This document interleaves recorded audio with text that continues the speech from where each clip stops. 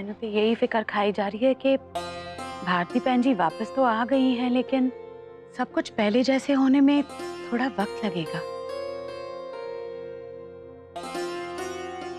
आदित्य,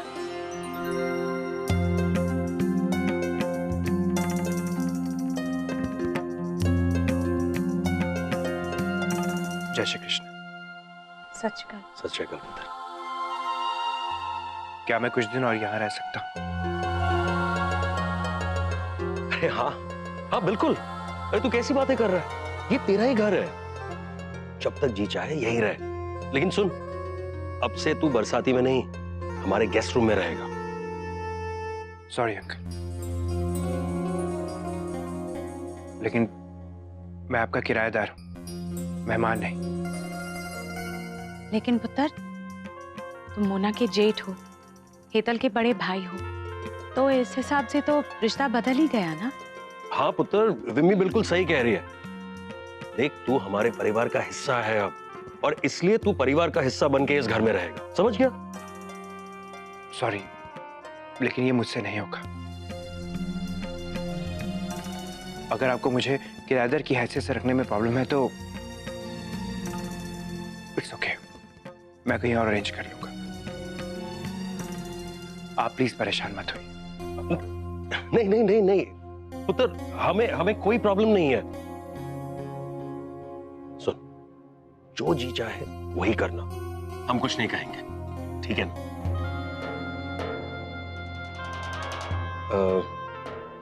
पुत्र, तू बहुत थका हुआ लग रहा है, अपने कमरे में जाके आराम करना। विम्मी खाने के लिए कुछ भिजवा देगी।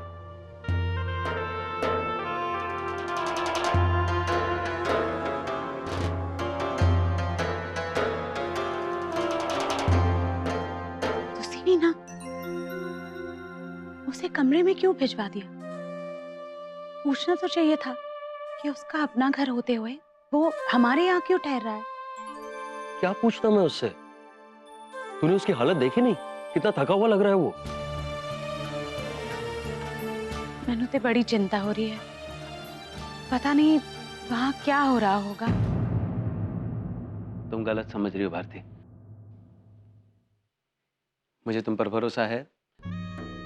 मैं ये भी जानता हूं कि तुम सच बोल रही हो, लेकिन तुमने मुझसे इतना बड़ा सच छुपाया, इस बात का गुस्सा मुझे आगे बढ़ने से रोक रहा है। चाहकर भी मैं तुम्हें माफ नहीं कर पा रहा। आपको क्या लगता है मेरे लिए इतना बड़ा सच छुपाना आसान था? 28 साल से इतना बड़ा बोझ लेकर जी रही हूं मैं। सच कहूं तो इस बोझ के तले मेरी जिंदगी की हर खुशी दब गई। तब से लेकर आज तक एक पल भी चैन से नहीं जी पाई हूं मैं। तो फिर तुमने ऐसा क्यों किया? आज तक मैंने तो तुम्हारी हर बात मानी है ना, ये बात भी मान लेता। कम से कम उस फैसले में, उसकी घुटन में हम साथ तो होते। तुम नहीं जानती भाती, आज इस एक सच ने कितना अकेला कर दिया है मुझे। हमारे 30 सालों का साथ एक पल में बेमानी हो गया।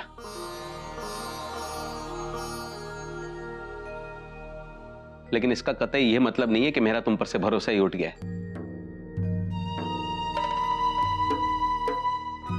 तुमने अपने प्यार और समर्पण से जो जगह इस घर में बनाई है,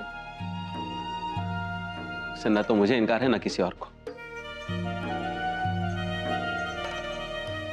इसलिए सब सदमे में है।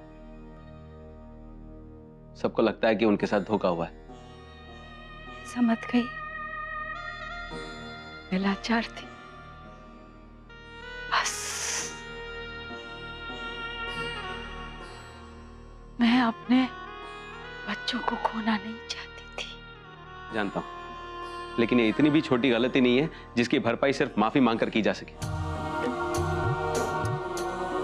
इसे भुलाने में वक्त लगेगा।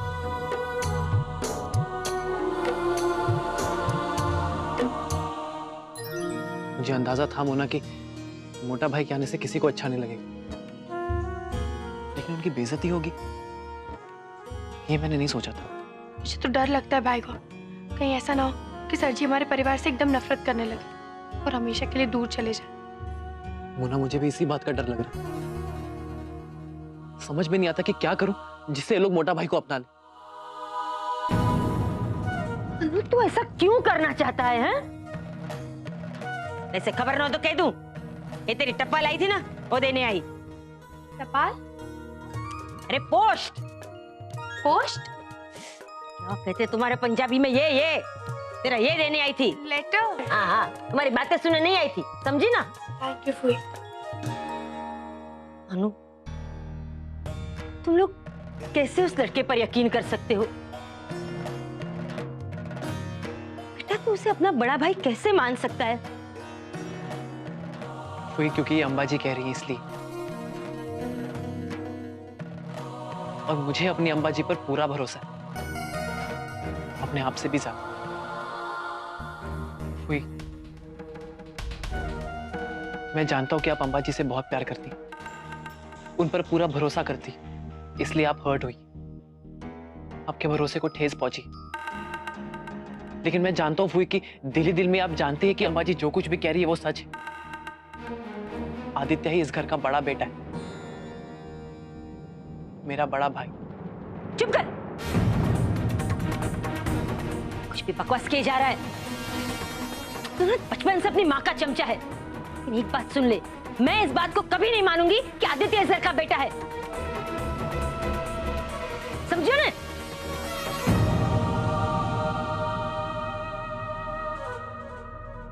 समझ में नहीं आता क्या हो गया।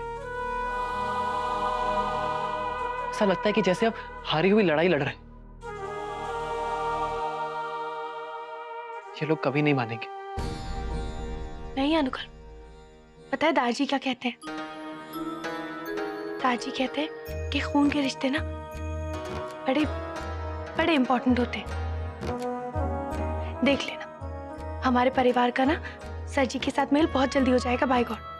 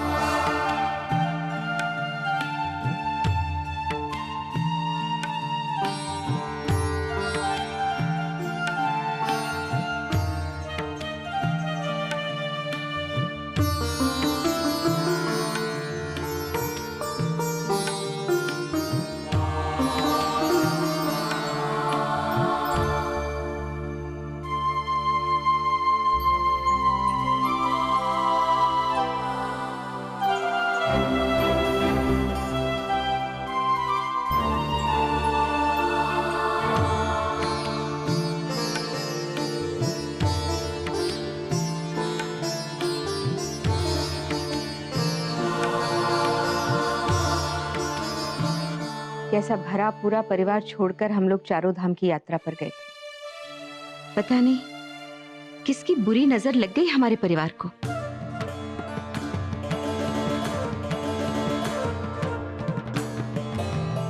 तो बा, हम इस बुरी नजर को दूर करने के लिए पूजा कर लेते हैं ना। By God.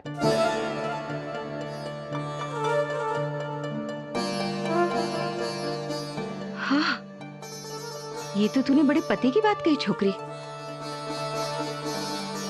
मास्टर जी एक काम करते हैं, नवग्रह शांति करा लेते हैं घर में। मेरे ख्याल से सब ठीक हो जाएगा। जो तुम ठीक समझो। हाँ, ये अच्छा आइडिया है बा। वैसे नवग्रह की पूजा करने से घर की सारी बलाएं टल जाती है।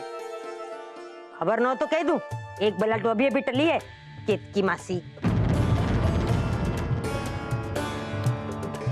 तो फिर ठीक है, मैं पंडित जी को फोन करके शुभ मुहूर्त निकलवा लेती हूँ।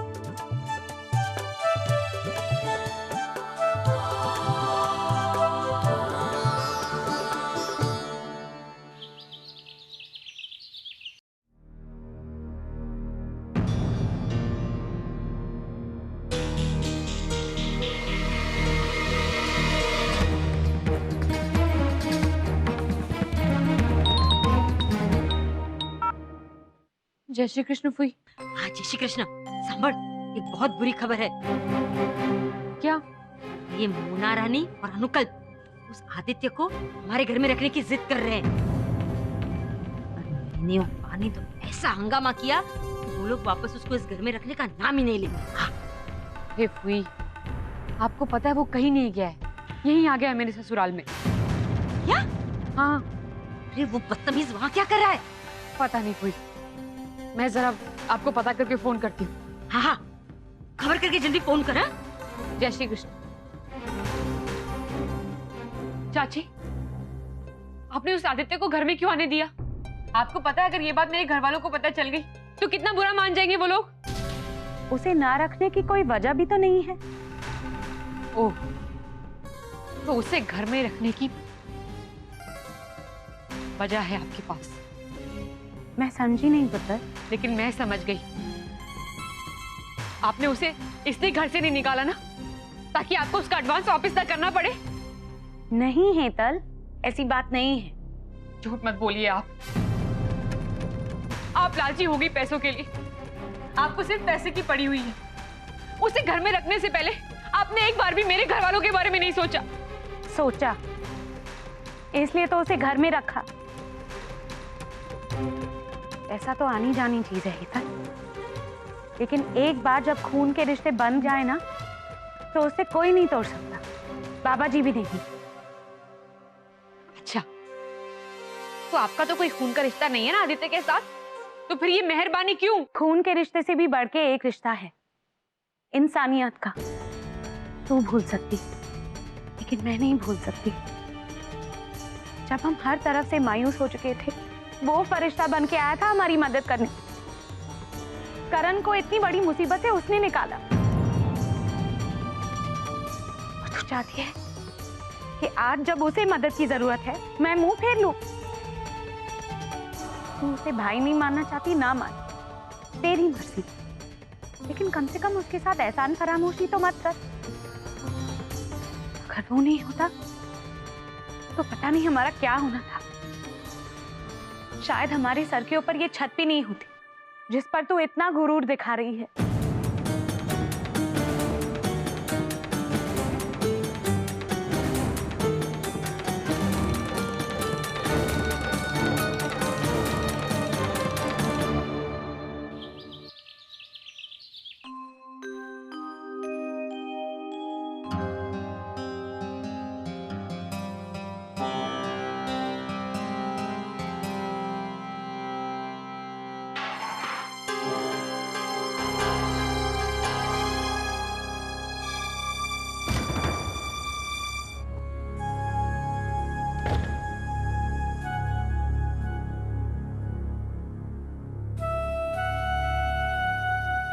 हाय रब्बा, ये अम्बा जी कहाँ चली गई सवेरे सवेरे?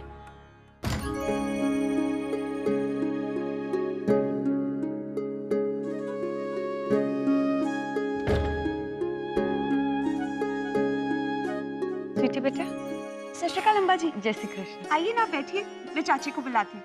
नहीं, वो आदित्य कहाँ है?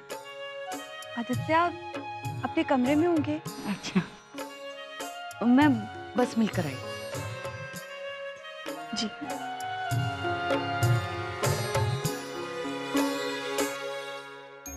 पर एक बात समझ में नहीं आई,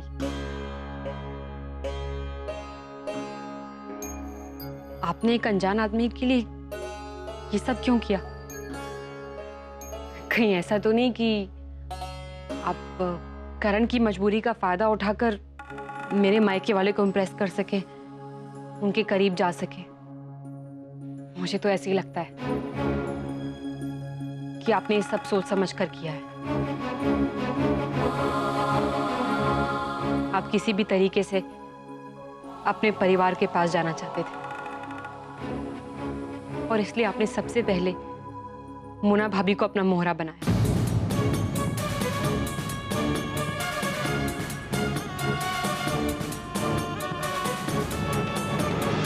आप किसी भी तरीके से अपने परिवार के पास जाना चाहते थे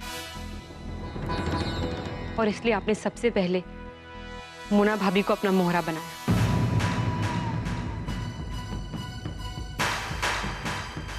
फिर उनकी मदद से यहां पहुंचे। यही करना चाहते थे ना आप? मैं आपकी किसी भी बात का जवाब देना जरूरी नहीं समझता। ठीक उसी तरह मैं भी जरूरी नहीं समझती कि मैं आपको अपना भाई मानूं। और इस बात के लिए मुझसे कोई जबरदस्ती नहीं कर सकता, समझे आप?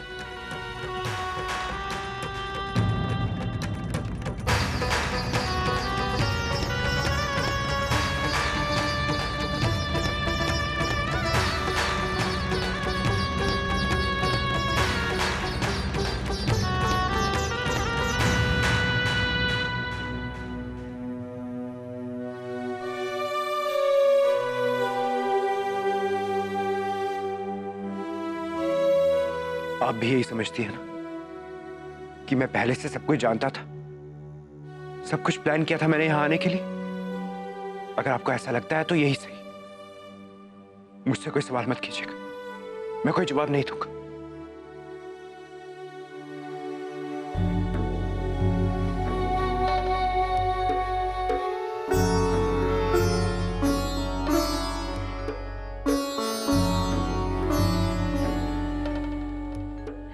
तुम्हारे लिए मेरे पास कोई सवाल नहीं है,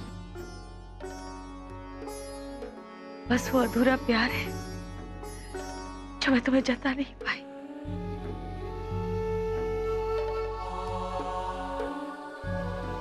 और मैं होती कौन हूं तुमसे कोई सवाल पूछने वाली? किया ही क्या है मैंने तुम्हारे लिए? बस तुम्हें यहां लाना चाहती थी ताकि तुम अपने परिवार के साथ रह सको, लेकिन उस परिवार ने तुम्हें धुतकार दिया और मैं न उन्हें रोक पाई न तुम्हें। मेरे किए की सजा वो लोग तुम्हें दे रहे हो और मैं बर्दाश्त नहीं कर पा रही।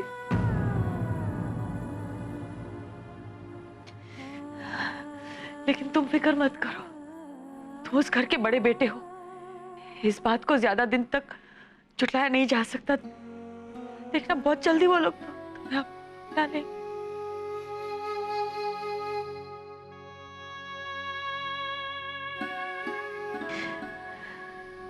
देखो मैं जानती हूँ तुमने बहुत तकलीफ उठाई है, तुम्हारे अकेलेपन को मैं महसूस कर सकती हूँ, क्योंकि मैंने भी यही अकेलापन महसूस किया है। सबके साथ रहकर भी मैं अकेली थी, सब कुछ होते हुए मैं अधूरी थी। लेकिन अब तुम मिल गए हो ना, बस मैं पूरी हो गई हूँ।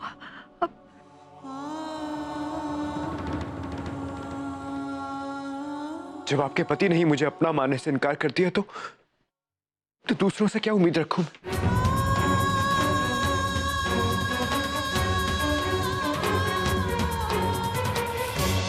ये बेटा, तुम अपने पापा को गलत मत समझो, वो बहुत अच्छे इंसान है। बस उन्हें यकीन नहीं हो रहा है कि मैंने इतना बड़ा सच उनसे छिपाया। पर तुम देखना, एक बार उनके दिल और दिमाग का झगड़ा खत्म हो जाएगा तो फिर तुम्हें इस तरह अपने गले से लगा कर रखेंगे, जिंदगी भर तुम दूर नहीं हो पाओगे उनसे। झूठी तसल्ली मत दीजिए आप मुझे, मैं कोई छोटा बच्चा नहीं जो हर बात मान जाऊंगा। मैं झूठी तसल्ली नहीं दे रही हूँ तुम्हें, सच कह रही हूँ। मैंने उनकी आंखों में भी वही तड़प और प्यार देखा है तुम्हारे लिए, जो तुम्हारी आंखों में मुझे दिखाई दिया उनके लिए।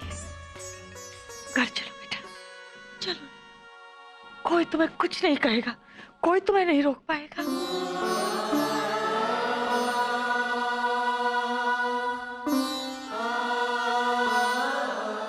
चलो घर चलो।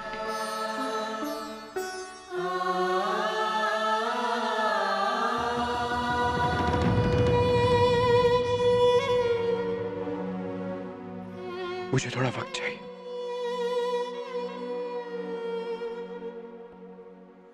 इस बार जल्दबाजी नहीं करना चाहता।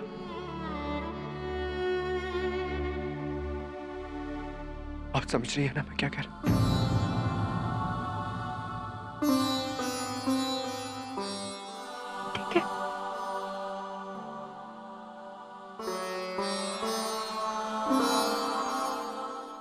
मैं जाती हूँ।